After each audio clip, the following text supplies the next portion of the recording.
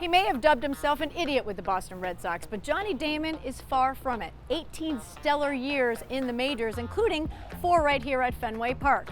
He was part of that greatest comeback in baseball history in 2004. He's a 2-time World Series champion, 2-time All-Star, actor, author, and father of 8. Well, what's Johnny Damon up to now? Tune into Outside the Fame. It's next.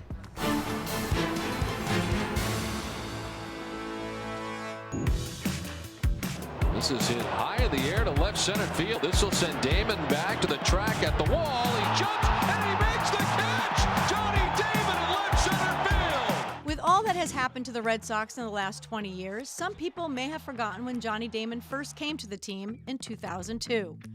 At that time, Johnny already had been in the big leagues 7 years. He started at age 21 with Kansas City and was part of a young outfield that included Carlos Beltran and Jermaine Dye. He had some great years with the Royals, but they couldn't pay everyone. So Damon was traded to Oakland for the 2001 season. There he continued to produce, but was once again on the outs playing in a small market. When he became a free agent, it was time to go big, and Johnny signed with the Red Sox. There goes Damon towards second base. That first year with the Red Sox, you were instantly a fan favorite. Your aura, your smile on your face, and you got voted in by the fans. I did get voted in. Yeah, your first All-Star. The fans were fantastic, and somehow I only made 2 All-Star teams, and they were both with the Red Sox. Like, my career should have taken me to 7 or 8. Listen, I'm going to tell you why that is, because Red Sox fans are very smart, Johnny. Yes, and they know how to vote, and like this was the only place where there was internet in the country and they could vote you in. Moving it fast, diving and making the catch.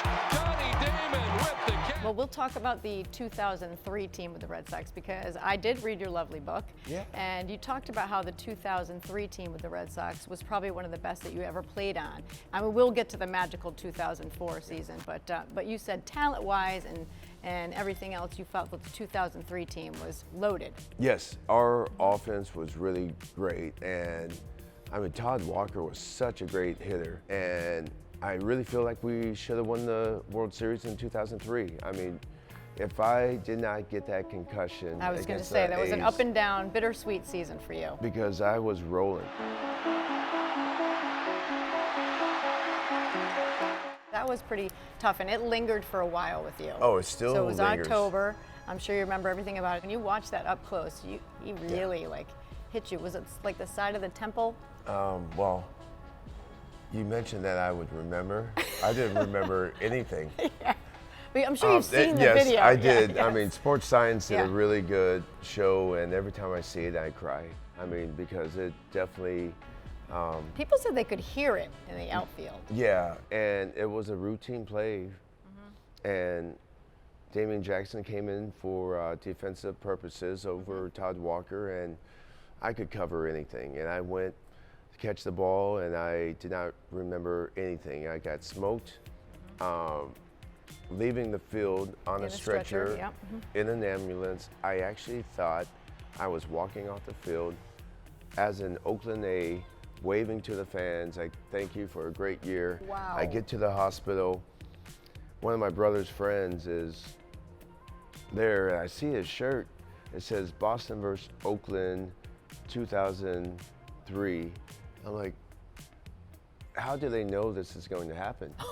I thought I was in 2001. There's no way in heck in today's society, world, that I was going to be playing a couple days later. I should have just been out for 6 weeks and said, okay, but you know, the legend was born. You know, I was so tired during the off season that I couldn't get a haircut. I couldn't do anything. I was just sitting at home like, okay, like I feel like crap. Have the full beard, have the hair, but yeah. So thanks, Damon, for this. For the look that the Red Sox Nation adored. Stay with us on Outside the Fame. Next up, we'll talk to Johnny about 2004, a year that would change his life forever. And later in the show, we'll rack him up at Lucky Strike for a little friendly game of pool. This episode of Outside the Fame is brought to you by East Coast Metal Roofing, your lifetime roofing solution. Damon sends a fair ball down the left field line. Damon thinking too as Bigby digs it out. 2004, magical season. And it's not just because of what the Red Sox did on the team, but you also got married. We had such a great wedding. I mean, we got to party all the time because we won the World Series. Yes. But the bands and the rock stars I had at my wedding, like Brian Johnson from AC/DC was sang at our wedding. We had American Hi-Fi. We Hell's had Bells, was that what they were playing? Oh, yeah. Brian Johnson, like, absolutely lit it up. I do love my music. I mean, I grew up with a huge stuttering problem, and music helped me. I still stutter sometimes, and when I hear too many noises, but John Denver's Country Roads. Do you want to sing us a little? I'd love for you to sing. Country road, Nice. take me home to the place I belong. All right, so nice. I have 2 karaoke machines at my house. Okay. So we get after it. All right, let's get to the team now, Yes, because okay. this was just an incredible year. Personally, Which it was one, 2004? 2004. Was that a great year? It might have been. Around here, I think people, they're thanking you all the time. And personally, it was a really good season for you. You batted .304, 20 home runs, and 94 RBI. You were definitely in a groove that year. I was on a great team. And then adding these guys and the trade deadline, obviously, later on, we added Leskanic, we added Orlando Cabrera, we added Dave Roberts, the Minkiewicz. mastermind. And you would never think about, let's get rid of all-time favorite Red Sox player, Nomar Garciaparra. And I was telling Mike Timlin the other day, I was like, do you remember like the day before that trade happened?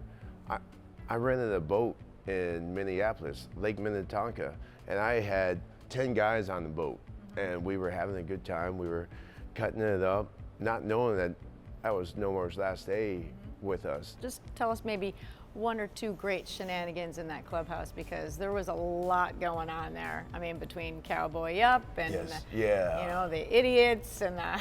We had such a great time. I mean, Kevin Millard even had his motorcycle guy come to spring training with 12 bikes. And we all end up purchasing bikes, something that we're not supposed to do with our contract. So we're riding motorcycles all through Fort Myers that year. You're a rebel. You're a skier, a motorcycler. I like to have fun. I always feel like if you think you're going to get hurt, you're going to get hurt. So let's get to the playoffs in 2004. Down 0-3. What was the mentality of the team then? Oh, you mentioned it was exciting. It was more stressful. I'm sure it was less stressful, it was exciting for the fans. Yeah. Once it got a little bit later, Yeah, the mentality of the team was, let's not lose. I don't want to go back to Orlando and start taking my kids to school, and I would rather play baseball for a couple more days before I get into it. And we had nothing to lose, which was absolutely amazing. When you have nothing to lose, it seems like everybody goes out there and plays a lot better. And the fact that the Yankees stopped hitting. When did you guys start to believe, like, we could pull this off? We could absolutely pull this off. Was it after that first win, or because it obviously became the greatest comeback in baseball history? Yeah, well, I think after that first win, we were just grateful that we had David Ortiz. He was the only guy on our team hitting. And then we get into the next game, and I mean, it's a tight one. And extra innings. Extra innings, yeah, I was gonna say. And somehow we pull that game out. Now it's 3-2. Well, that's when we started feeling there's a possibility. Damon hits it in the air to right field. Sheffield back in the corner. At the wall, a grand slam. In today's game, people are like jumping up and down and celebrating after a grand slam. I was taught to pretend like you've been there before every single day. So the grand slam, I'm like, oh, it's just a grand slam. I've hit plenty of grand slams in my career. And then my second home run, game's still not over. So yeah, beating the Yankees was absolutely amazing. Yes. But we still had to beat another team. And we all know what happens next. When we come back on Outside the Fame, we look at the celebration to end all celebrations. and also talked to Johnny Damon about switching sides and playing for the enemy.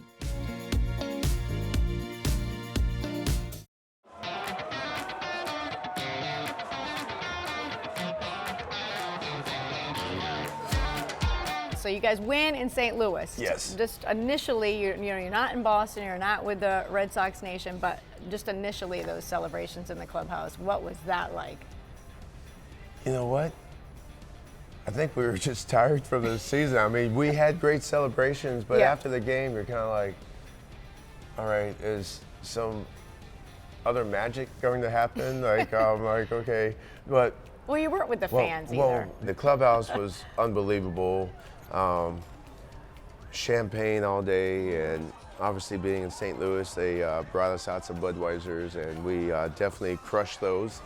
When we got back to the hotel, they pretty much told us we're leaving at 3 a.m. So we all went back to our rooms. We packed our up. stuff, and then I wanted to pack up quickly and then go down and celebrate some more, and then we get on that plane and we have a great time. We land in Boston and we just see the joy and the pride. Mean, think about what time it was too, and the people were lined up. Like Theo Epstein was telling me that at Logan, it was just mad pandemonium. Amazing. Yeah. Amazing. And then you get one of these. Oh yeah, yeah.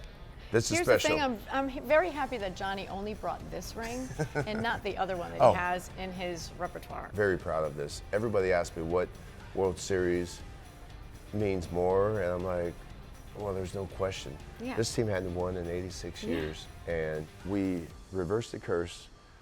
We brought a whole nation together forever, and definitely tough to replicate. Yeah, incredible. Yeah. I mean, I would be digress if I didn't kind of go into after you get Yeah. this ring. Yes. You went somewhere where people Yeah. might around here might call the evil empire. Yeah. Onto New York. I didn't want to do it. I mean, Yeah. I was a fan favorite. I remember your quote that you I were did like, you not wouldn't want wanna to go. leave the Red Sox. Why would I ever want to leave the Red Sox? Well, because I had no contract offer. I thought we had a deal during spring training, and unfortunately, I get the business side of it. I was going to cost the Red Sox some money, but they also had a young stud coming up, Jacoby Ellsbury, and Ellsbury was young, fresh, and was ready to make a splash in the big leagues, and I get it. I just love honesty. Like, we can't bring you back. I get it. Yeah. Yeah. How about that first game back at Fenway? Crushing. With shaven, Oh, gosh. haircut. Tell me Yeah. how the fans were with Johnny Damon back at Fenway Park for the first time. Well, they definitely hated it. And, Yes, and as they did. we talked about the media and how every story doesn't get out, but I never wanted to bash Boston because I was so appreciative that they gave me 4 years. And they loved you. And I love Loved the you, fans, yeah. but everybody thought there was a beef between me and ownership, and no, there was never a beef. But every time you go play your former team, it's not great. I mean, I had the same scenario when I was traded to Oakland, went back to Kansas City. yeah. And if the fans could make me have an era, somebody was going to win a big screen TV. And there were a couple Stop times it. in Are that you game, serious? yeah, there were a couple times in that game where they're like, that's definitely an error. I'm like, I mean, No one's getting a TV. As a player, they say booing doesn't matter, but it does. Yeah. I mean, you want everybody to love you, and you want everyone to understand where you're coming from, and it just doesn't happen Well, in at sports. the end of the day, for the fans, it's about what's on the front, not Yeah. what's on back. So when Yeah. you went to the Yankees, they were like, "You're the enemy Yeah. now." As an athlete, you're loved and hated, and I get it. Johnny played 4 seasons with the Yankees and then 1 year each with Detroit, Tampa Bay, and Cleveland. He tried to hang on to reach the 3,000 hit mark, but 18 years and close to 2,800 hits is certainly nothing to sneeze at. In retirement, Johnny and Michelle have plenty to focus on, raising their 6 children. But Johnny has not slowed down one bit. He has dabbled with a television career, he's also an author, and today he's enjoying his latest business venture, Agame. It's clean, no artificial flavors, no artificial coloring, and really good for you. Like I told you, we had a rough night with 2014 Yes. last night, and guess what Yeah. makes me really good today? You're right, you're back on it. Yeah. I'm bringing my A game, and we're doing very well. How many flavors do you guys have? We have 6 flavors. Citrus was always my favorite, but we have this dragon fruit plum, which is unbelievable. We have tropical, we have grape, strawberry lemonade, and black cherry pomegranate. And then we also came out with a zero, which is right here. Oh, I like the zero Yes. ones. Yeah. Tell I'm people where they 50 can now. get these. Yeah, Where they do can get them? them at Shaw's Stop and Shop, and I Okay. know we're working on a bunch of other stores. You can go to drinkagame.com. We have a lot of momentum this year, and obviously I'm going to let everyone know 20-year reunion. Go buy these. So the whole team is drinking them now. Oh yeah, I Nice. made sure I got them for the 2014 because we Nice. know that we absolutely brought our A game in Yes. 2004, and everybody loves it. Stay with us on Outside the Fame as we wrap up our time with Johnny Damon with a game of 8-ball.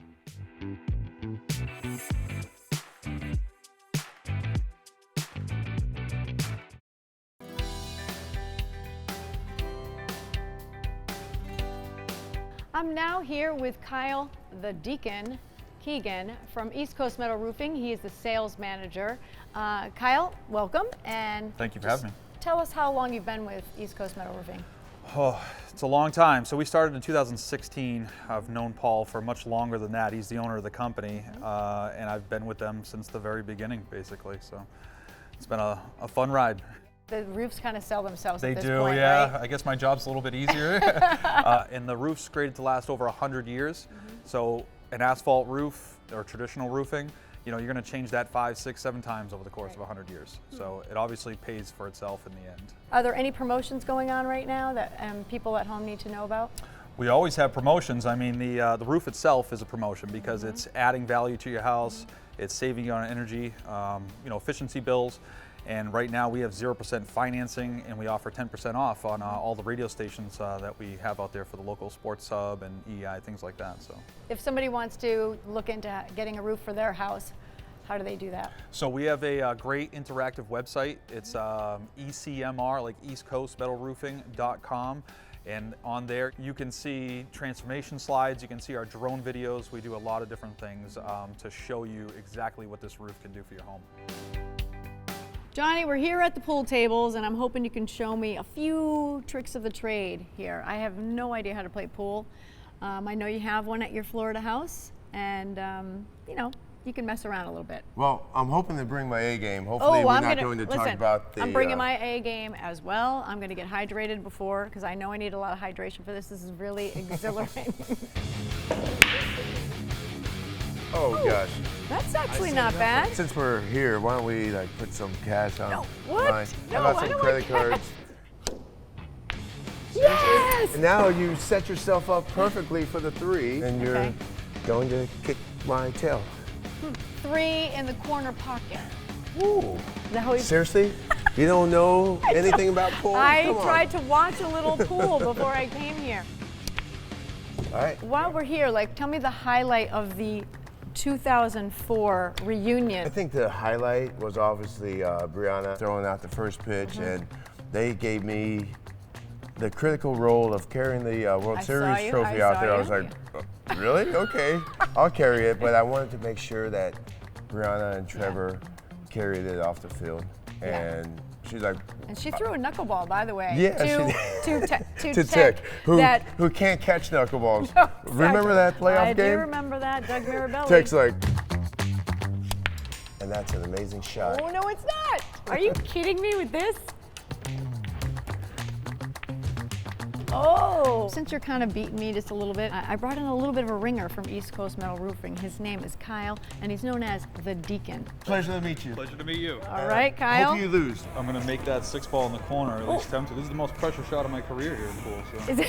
Yeah, you're on camera. You mean what? Oh! Well, should we send Great him back attempt. down to the minors? Gotta hit it on the bottom so it doesn't roll much. Can you get 2 in at the same time? Stop dancing around. Wow. Amazing. Now I can dance. Oh no. Oh God, I missed it. So, in some people's homes, You actually Can't jump the lose. 8 ball? Well, if you don't touch the ball, you lose. 4 hours so far. I think nobody's winning this game. Hey, there we go. Oh, don't go in, don't go in, don't go in. Oh, you gotta have it go all the way down and come back, Johnny? I am going to try. Because it is set up to go right in if you hit it. Johnny, I'm gonna give you a high five on that one, baby. That was so sweet.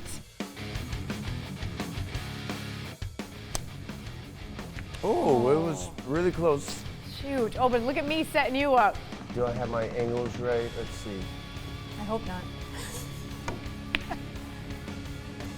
Oh, no. Wow. Oh, defeat. Yeah! Yes, I love winning. And I hate losing. It was close though, Johnny. It was Yeah, pretty close. well, I only have one ball left on the table. I wanted to make sure it was close so we had great TV. Oh, so you're saying that you coverages. dumbed it down for me? No, I did not. Sorry you lost. Hey, I couldn't let you lose out Yeah. here. Come all the way back to Boston for a loss. No chance. Johnny, thank you so much for your time today. We really had a good time. I mean, pool's not my sport of choice, but it was really great to see you. And glad you brought the hair back and sure. everything else. For sure.